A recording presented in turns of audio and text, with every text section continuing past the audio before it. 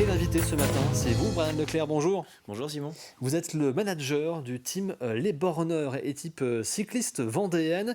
Avant de parler du projet qui nous intéresse ce matin, un documentaire que vous sortez à l'occasion de votre participation au Tour du Bénin l'an passé, un mot sur cette équipe qui est un petit peu particulière dans le paysage cycliste et sportif vendéen.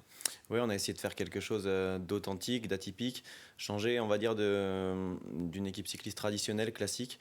On dénote un peu par le fait d'avoir des coureurs qui ont soit couru à haut niveau, soit qui ont, on va dire, pour la plupart participé à différentes courses du territoire, que ce soit dans le département, dans la région, ou même à l'échelle nationale. Et on propose des facilités aux coureurs et surtout de vivre une aventure en plus à l'étranger, notamment via des tours internationaux et sur le continent africain, comme le Tour du Bénin par exemple. Et c'est avant tout, si je ne dis pas de bêtises, une bande de copains aussi, l'équipe de coureurs qui étaient dans différents clubs sur l'ensemble du territoire, qui avaient envie de se retrouver et de courir ensemble. Ouais, bien sûr. En fait, l'équipe, on l'a créée pour ça, pour avoir une ADN vraiment différenciante, pour essayer de prôner vraiment le savoir-vivre, faire du vélo sans se prendre la tête, vraiment le faire le plus simplement possible. Et aujourd'hui, on est très très content de fédérer, en plus d'avoir des coureurs qui nous amènent de l'enthousiasme comme ça.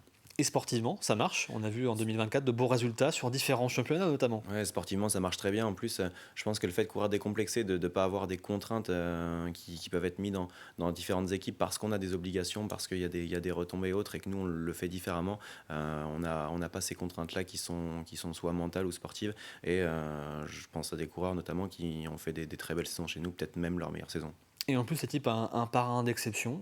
Je crois que c'est Mathieu Burgodeau qui est donc coureur professionnel au sein du team Total Énergie qui apporte son soutien du coup à ces structures. Ouais, bien sûr, on a la chance d'avoir Mathieu qui nous aide, on a la chance de l'avoir l'hiver. Là, il va commencer la saison cette semaine d'ailleurs à Majorque. Donc il est là avec nous le plus souvent, ou en tout cas quand il le peut. Et on est très très fiers de l'avoir et de le compter parmi nous.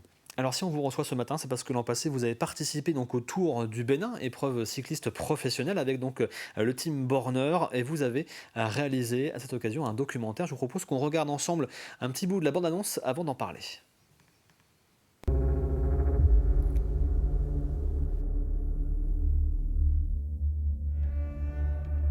C'est plus qu'une épreuve, c'est une expérience, hein. Ça te dépayse quand même vachement de ce que tu as l'habitude de voir.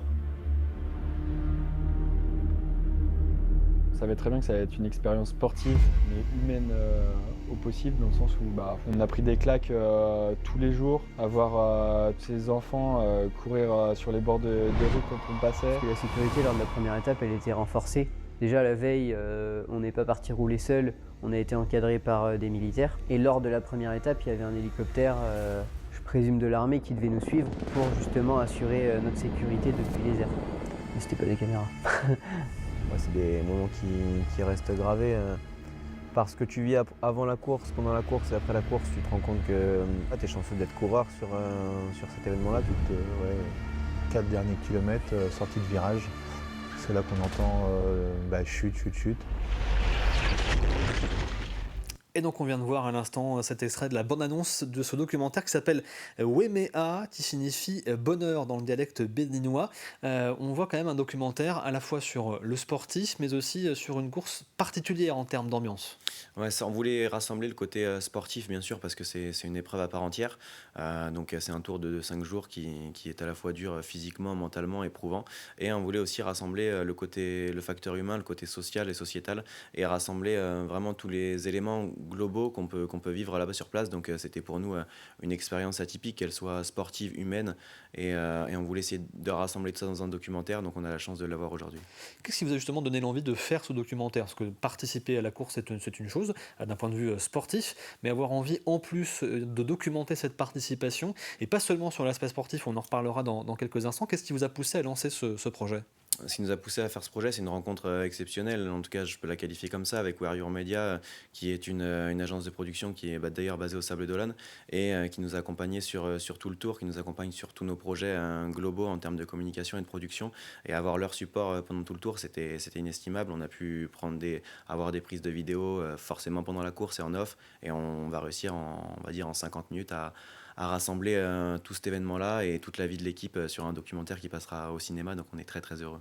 Alors on a vu dans la bande-annonce qu'on peut d'ailleurs voir sur YouTube en intégralité, il y a effectivement le coulisses de la course, du sportif en tant que tel, pas seulement, il y a aussi un contexte politique sur place qui était un petit peu tendu je crois au moment où la course s'est déroulée et où vous étiez présent, et puis aussi toute l'ambiance à côté avec les gens sur place, avec votre mécanicien aussi qui était béninois qui vous a accompagné durant la course. Ouais, bien sûr, on avait Sylvain Fanou de son surnom qui était avec nous pendant la course. Donc on voulait avoir vraiment être intégré à part entière là-bas sur place. Donc on a fait le choix d'avoir un mécanicien béninois avec nous. Donc on a en plus formé que Steven Lager a formé pendant toute une semaine. Et c'était pour nous d'une richesse incroyable d'avoir cet échange de culture, en plus du côté sportif, comme je le disais tout à l'heure. Donc c'était vraiment quelque chose d'exceptionnel humainement à vivre. En plus, alors si je reviens sur l'aspect sportif, vous y avez fait de beaux résultats sur ce Tour du Bénin face à des formations qui sont des équipes aussi professionnelles. Ouais, on y était en 2023, donc l'année précédente. Cette année en 2024, on voulait faire mieux, mais on a fait, on va dire, plus que mieux, puisque Victor Lebon gagne la 3e étape. C'était une vraie surprise et je me rappelle encore de ce jour et de la joie à la fin de l'étape. Et globalement, l'équipe a très bien marché. Il y a juste eu cette petite note finale un peu entachée avec la chute, on va dire, mais c'est comme ça. Alors ce documentaire sera donc visible au Concorde le mois prochain, ce sera le 20 février. La séance est déjà complète, toutes les places ont déjà été vendues pour une séance exceptionnelle, en présence aussi de certains invités issus du monde sportif et du monde du cyclisme. Oui, bien sûr, on a essayé de rassembler un peu tout le monde, les coureurs, nos bénévoles, les personnalités publiques, politiques, on va dire personnalités aussi sportives. Et on a vendu aussi quelques places, donc une quinzaine, ce qui nous restait directement via nos réseaux sociaux. Pour pas le cacher, on va essayer de faire une deuxième séance où Mathieu Burgodeau sera présent. On essaye de l'échelonner un peu, mais en tout cas, on est très très content que Mathias Ribalo et le Concorde nous accueillent.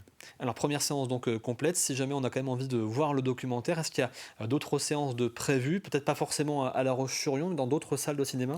On fera une deuxième séance normalement courant avril avec la présence de Mathieu en fonction du déroulé de la première. Et ensuite, il faudra attendre début novembre pour que le documentaire soit diffusé sur différentes plateformes et certainement dans différents cinémas aussi en France.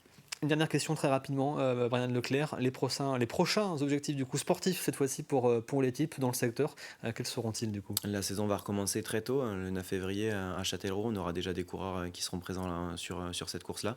Et après, on va repartir avec le calendrier donc départemental et régional à partir de mi-février, fin février, avec notamment des courses au Sable d'Olonne. Merci beaucoup Brian Leclerc d'avoir été présent ce matin avec nous, manager donc, du team Les Borneurs. Et donc je rappelle ce documentaire que vous sortez, Wemea, sur votre participation au Tour du Bénin en 2024 avec cette première séance donc au Concorde le 20 février prochain. Toutes les places sont complètes, mais il y aura, on l'a compris, sans doute d'autres séances à venir pour que tout le monde puisse donc voir ce très beau documentaire. Et je vous invite d'ailleurs à aller voir, si vous le souhaitez, sur YouTube la bande-annonce pour vous faire une petite idée.